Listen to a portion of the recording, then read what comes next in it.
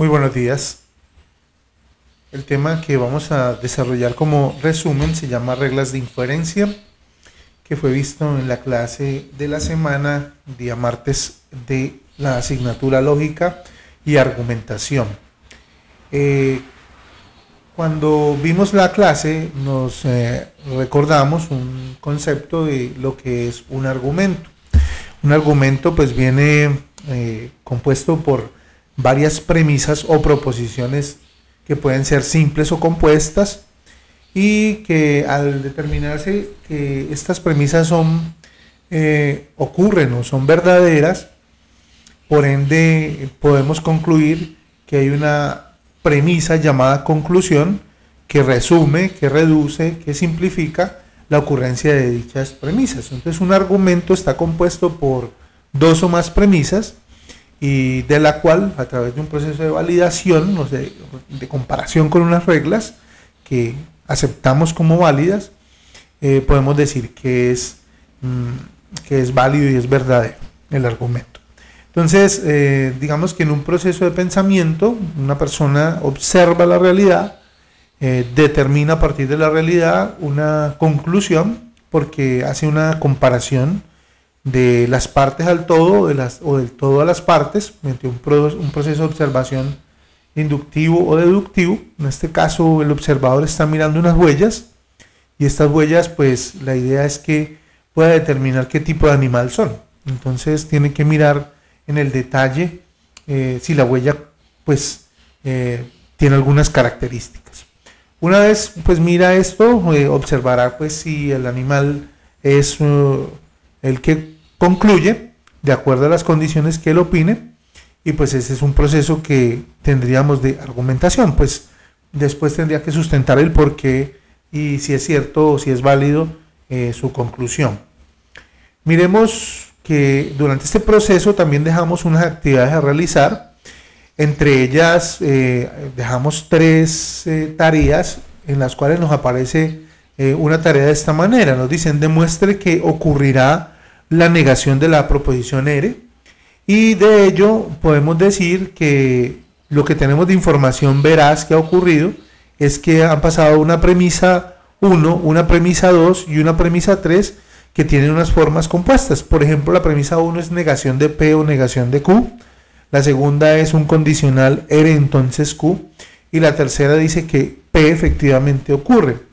Bueno, de acuerdo a esa secuencia o en desorden, de acuerdo a las reglas que vamos a ver, podemos llegar a la demostración de si no R ocurrió.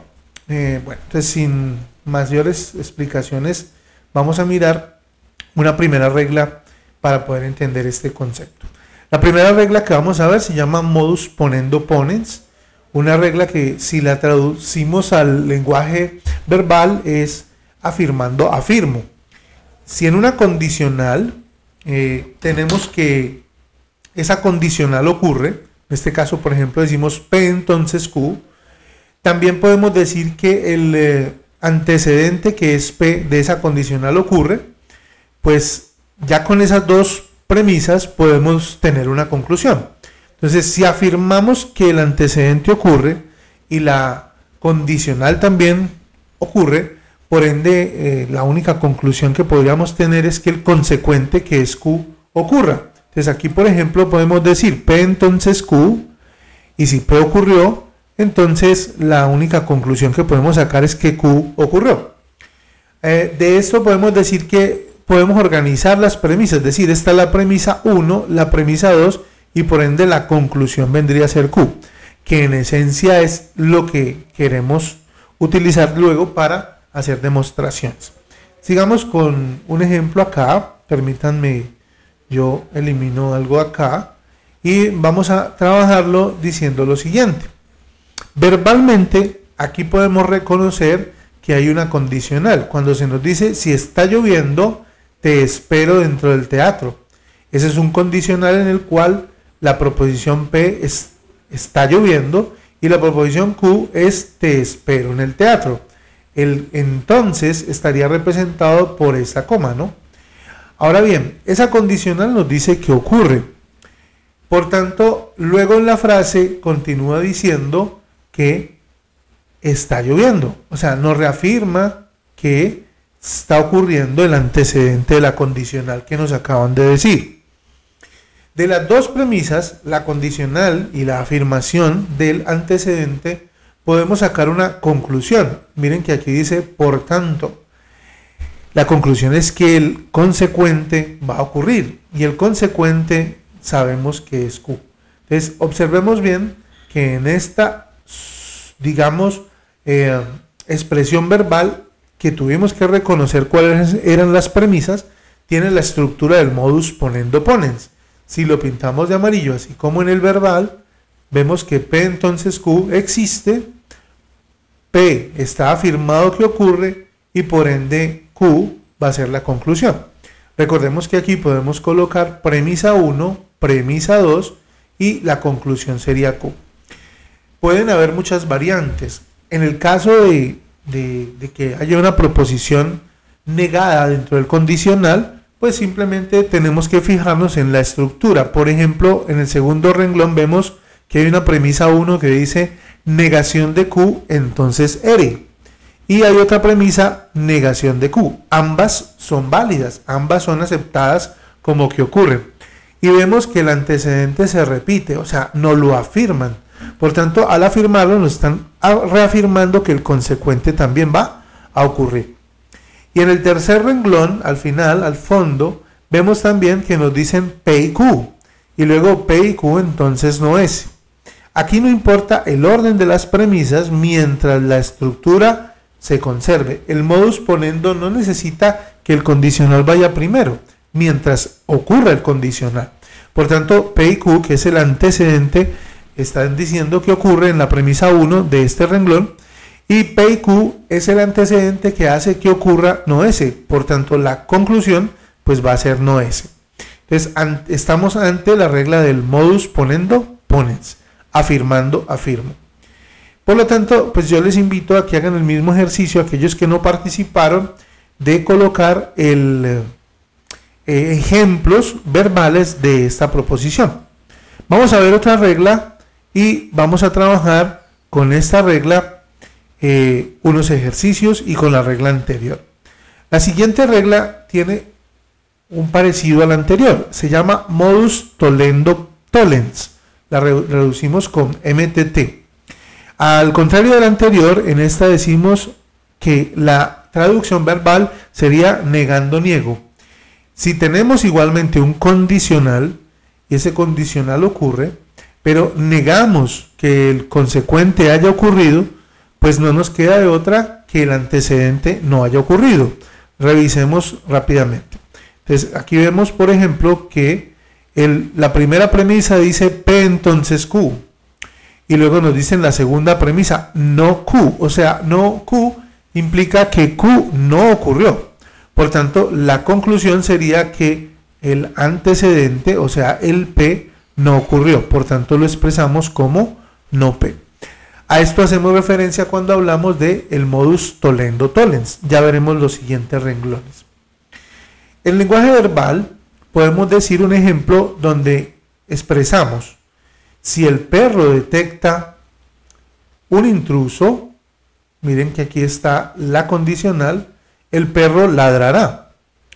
Pero hay una afirmación más, dicen el perro no ladró, determinando que no ocurrió en la condicional. No ocurrió, perdón, el consecuente. Al no ocurrir el consecuente, la única conclusión que podemos sacar es que el antecedente no haya ocurrido. Y aquí lo estoy marcando como nosotros habíamos trabajado en la anterior regla.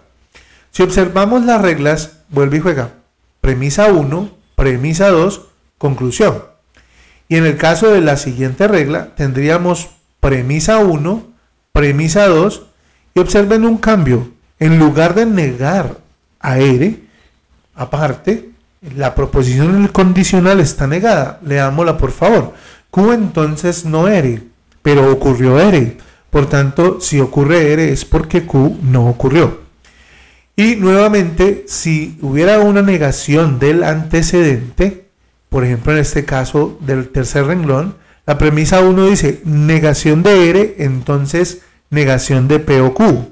Si esa negación ocurre, entonces quiere decir que la negación de P o S, esa negación de P o S nos niega que haya ocurrido el antecedente. Y negar el antecedente es negar una negación que existe. Por lo tanto, por ley involutiva quedaría afirmada. Entonces, premisa 1, premisa 2 y la conclusión sería R. Por eso aquí no nos muestran esa regla aplicada, pero eso es lo que ocurre. Veamos por acá un ejemplo de cómo se debe aplicar. Demuestre P o Q. Existe unas 3 premisas, R entonces no S, una segunda premisa S y una tercera premisa no R entonces P o Q. Si lo observamos bien, podemos ver que con la premisa 1 y la premisa 2 podemos ver que hay una aplicación del modus tollendo tollens, porque el consecuente que estaba como no S en la primera premisa fue afirmado, o sea, es lo contrario a esta negación. Si se negó esta afirmación, porque es que S también se puede escribir como negación de la negación de S, si eso ocurrió, entonces quiere decir que este antecedente no ocurrió. Por tanto, la conclusión 4, extraída de las proposiciones de las premisas 1 y 2, es que no ocurre R. Ahora bien, solo nos queda la premisa 3 y la premisa 4 para trabajar. Y si observamos, nos dice que no R entonces P o Q. Y nos afirman que no R ocurrió. Si no R ocurrió, estaríamos ante un modus ponendo ponens, donde afirmamos que el antecedente ocurre, por tanto va a ocurrir el consecuente. Entonces, con un modus ponendo ponens, en una premisa 5, obtendríamos que no R entonces P o Q y no R se convertirían en P o Q, que en esencia es lo que queremos demostrar en principio. Esta sería la regla de modus ponendo ponens y modus tollendo tollens aplicada a nuestro ejercicio. Si lo vemos más resumido, aquí lo podemos observar mucho mejor. Bueno, hasta aquí las 2 primeras reglas como ejemplo para que luego veamos otras 2.